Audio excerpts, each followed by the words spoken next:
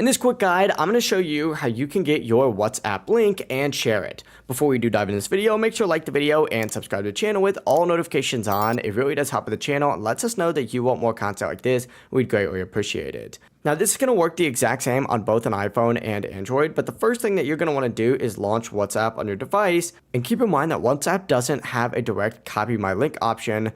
So we're going to create this manually using a simple trick. Simply open up any conversation you would like. You can even use another app like Instagram, TikTok, or Messenger to type it out. And go ahead and type out the following. wa.me/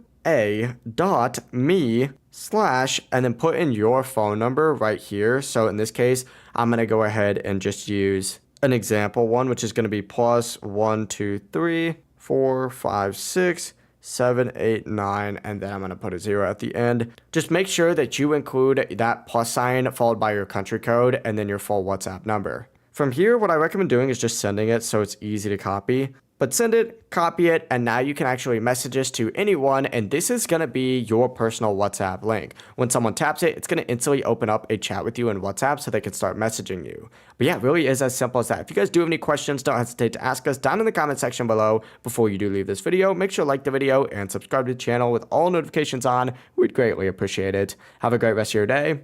Peace.